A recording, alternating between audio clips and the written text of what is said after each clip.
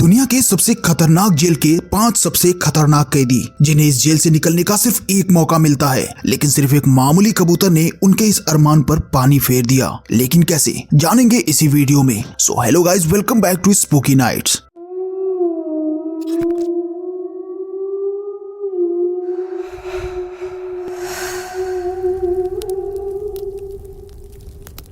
कहानी की शुरुआत होती है 1973 की सोवियत सेंट्रल जेल में, जहां बोहेमियन नाम का एक कैदी था जिसे लगभग 2 साल पहले जेल हुई थी। उसने देखा कि कैप्टन वकिल्स्की एक बहुत ही निर्दयी आदमी है जो अपने मजे के लिए कैदियों को बुरी तरह से पीटता था। जल्द ही बोहेमियन को एक वर्कशॉप के बारे में पता चलता है जहाँ पर काम करने का हर एक कैदी सपना देखता है। असल में जो भी कैदी उस वर्कशॉप में 2 दिन काम करता था, उसकी जेल की सजा 3 दिन कम हो जाती थी। एक दिन वार्डन ने बोहेमियन को अपने ऑफिस में बुलाया और उसे अपनी सजा कम करवाने का एक मौका दिया। वो चाहता था कि बोहेमियन एक ऐसी टीम तैयार करे जो वर्कशॉप में काम करके वहां की प्रोडक्टिविटी को डबल कर दे। साथ ही उसने कहा कि अगर उसकी टीम 2 गुना काम करने में कामयाब रही तो 1 साल में ही बोहेमियन को रिहा कर दिया जाएगा। वार्डन ने कहा कि वो अपनी पसंद के किसी भी कैदी को चुन सकता है, पर जब बोहेमियन ने कहा कि वो हैचेट नाम के कैदी को चुनना चाहता है तो वार्डन ने इसके लिए साफ इनकार कर दिया। असल में हैचेट एक काफी खतरनाक कातिल था जिसने 2 लोगों को बेरहमी से मारा था। लेकिन जब बोहेमियन ने कहा कि वो बहुत ही मेहनती है और वो बहुत ही जरूरी है टीम के लिए, तो फिर वार्डन भी उसकी बात मान गया।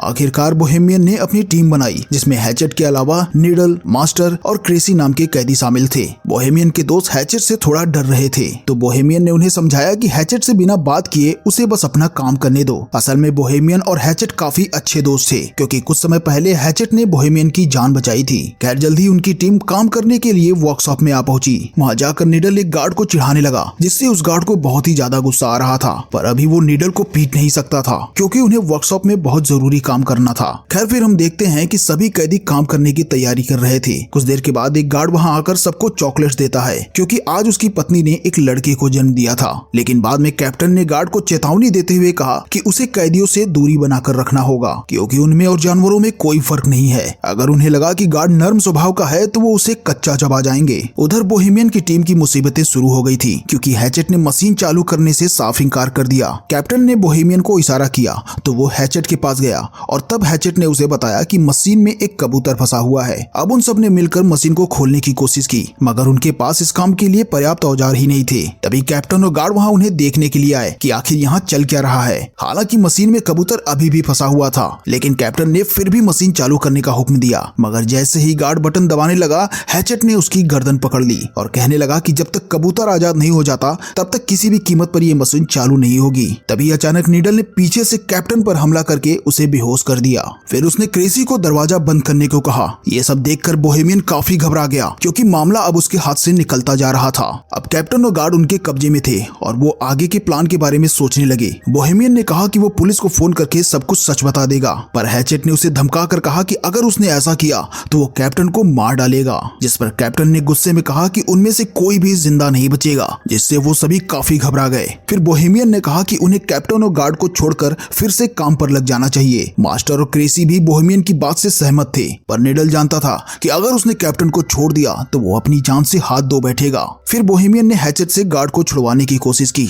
लेकिन हैचेट ने कहा कि जब तक वो कबूतर आजाद नहीं हो जाता तब तक काम शुरू नहीं होगा। अब बोहेमियन ने फिर से मशीन खोलने की कोशिश की, मगर वो नाकामयाब रहा। तब हैचेट ने कहा कि अगर ये कबूतर मारा गया तो मैं इस गार्ड को भी मार दूंगा। ये सुनकर कैप्टन हंसने लगा कि हैचेट एक छोटे से पंछी के लिए इतना हंगामा क्यों कर रहा है। फिर उसने हैचेट के मरे हुए भाई का मजाक उड़ाना शुरू कर दिया। इसके बाद हैचेट गुस्से में कैप्टन को मारने दौड़ा, मगर फिर बाकी कैदियों ने जैसे तैसे करके उसे शांत कर लिया। अब बोहेमियन जानता था कि जल्द ही जेल के बाकी गार्ड्स भी वहां आते ही होंगे, इसीलिए उसने प्लान बनाया कि वो कैप्टन और गार्ड को रिहा कर देंगे ताकि बदले में वो भी सही सलामत जेल में वापस जा सकें। खैर, कुछ ही देर में गार्ड्स आकर दरवाजा खटखटाने लगे। तभी कैप्टन ने चिल्लाकर उन्हें वहां का सारा हाल बता दिया। बोहेमियन ने दरवाजे पर जाकर अपनी बात कही, पर तभी गार्ड्स बाहर से दरवाजे को खोलने की कोशिश करने लगे। फिर एक गार्ड गाड़ी में बैठकर बाकी के गार्ड्स को बुलाने चला गया। उधर मास्टर ने कहा कि वो बाहर जाकर गार्ड से बात करेगा। फिर वो हाथ खड़े करके दरवाजे से बाहर निकला तो एक गार्ड ने उन पर बंदूक तान दी और फिर अचानक उस गार्ड ने बिना किसी बात के ही गोलियां चला दी, जिससे मास्टर की मौके पर ही मौत हो गई। जब बोहेमियन और उसके साथियों को इसका पता चला तो बोहेमियन ने गुस्से में कंट्रोल यूनिट ही तोड़ डाला, जिससे कि दरवाजा फिर से बंद हो गया।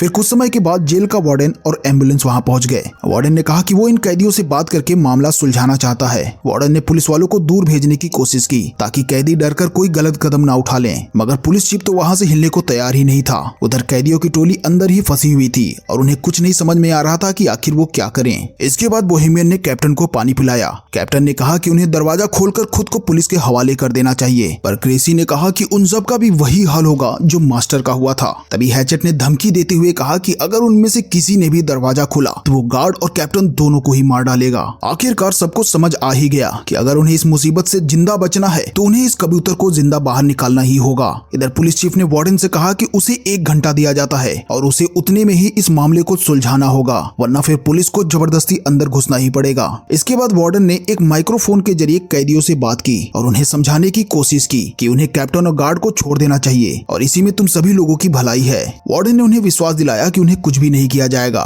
इनफैक्ट इस हरकत को बस एक गलती मानकर भुला दिया जाएगा। तब बोहेमियन एक बार फिर से उस मशीन को खोलने के बारे में सोचने लगा। साथ ही उसने कैप्टन से चाबी लेकर हैचेट की जंजीरों को रिहा कर दिया। जब नीडल ने इसका विरोध किया तो बोहेमियन ने कहा कि वो कबूतर को आजाद करके ही दरवाजा खोलकर खुद को पुलिस के हवाले करेंगे। जिसके बाद से नीडल और बोहेमियन के बीच हाथापाई शुरू हो गई। नीडल एक औजार से बोहेमियन की जान लेने ही वाला था कि हैचेट ने उसे पीछे से उठाकर दीवार पर दे मारा। इसके बाद वो सभी मशीन खोलने में जुट गए। फिर हैचेट ने अपने बाजुओं के जोर से कुछ ही देर में ढक्कन खोल दिया, लेकिन अभी भी एक और परत उतारनी बाकी थी। उन्होंने देखा कि कबूतर अब भी जिंदा है। तब बोहेमियन ने हैचेट से पूछा कि वो एक मामूली कबूतर को बचाने के लिए इतना जोर क्यों दे रहा है। जिसके बाद हैचेट ने उसे बताया कि उसे हर रोज एक डरावना सपना आता है जिसमें उसे कब्र में जिंदा दफन कर दिया जाता है। वो बुरी तरह से चिल्लाता है, छटपटाता है, मगर अंत में उसकी वहीं पर दम घुटने की वजह से मौत हो जाती है। वो इस कबूतर के अंदर खुद को देख रहा था और उसे न जाने क्यों लग रहा था कि अगर ये कबूतर बच गया तो शायद वो भी बच जाएगा, उसके भी वो सारे बुरे सपने आने बंद हो जाएंगे। खैर फिर बोहेमियन ने मशीन खोलने में गार्ड की मदद मांगी।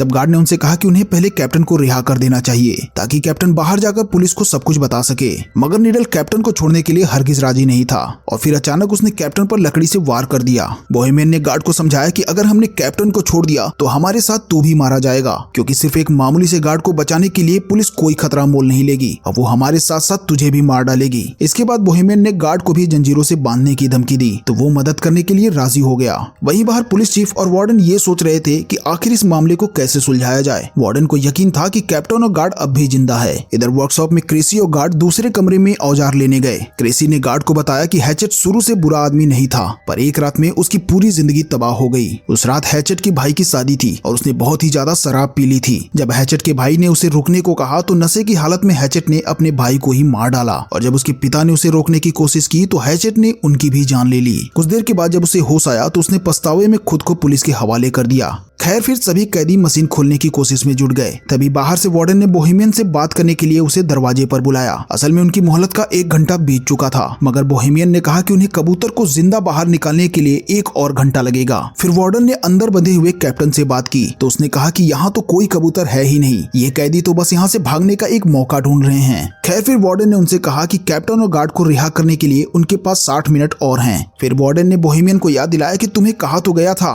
कि वर्कशॉप में काम पूरा होने के बाद तुम्हें 1 साल के अंदर रिहा कर दिया जाएगा। ये बात सुनकर बाकी के कैदियों को बहुत गुस्सा आया, क्योंकि इसका मतलब ये था कि बोहेमियन ने उन्हें अपने फायदे के लिए इस्तेमाल किया था। ये देखकर कैप्टन जोर जोर से हंसने लगा, जिस पर बोहेमियन ने उसे एक मुक्का दे मारा। फिर वो कैप्टन को रिहा करने लगा तो नीडल ने इसका विरोध किया। तब बोहेमियन ने कहा कि वो सिर्फ कैप्टन को रिहा करेंगे और गार्ड को बंदी बनाकर रखेंगे। फिर जब बोहेमियन कैप्टन को लेकर बाहर आया तो अचानक पुलिस चीफ ने उन पर गोलियां चला दी। बोहेमियन तुरंत कैप्टन को लेकर वापस अंदर आ गया और मामला फिर से बिगड़ गया। इधर वार्डन ने गुस्से में आकर पुलिस चीफ के मुंह पर मुक्का दे मारा, पर चीफ ने कहा कि अब उनका समय खत्म हो गया है, या तो वो सभी बाहर निकलेंगे या फिर उनकी लाशें। तभी वहां पर ट्रक भरकर सिपाही आ पहुंचे। वहीं दूसरी ओर सभी कैदी मशीन के ढक्कन में छेद करने में कामयाब रहे। फिर बोहेमियन ने उसमें अपना हाथ डालकर कबूतर को बाहर निकालने की कोशिश की, मगर वो उसके हाथ ही नहीं लगा। नीडल ने तो ग्राइंडर की मदद से ढक्कन को काटने की भी कोशिश की, लेकिन इसका भी कोई फायदा नहीं हुआ। आखिरकार उन्होंने एक और छेद करने का फैसला किया, मगर उनके पास पर्याप्त औजार ही नहीं थे।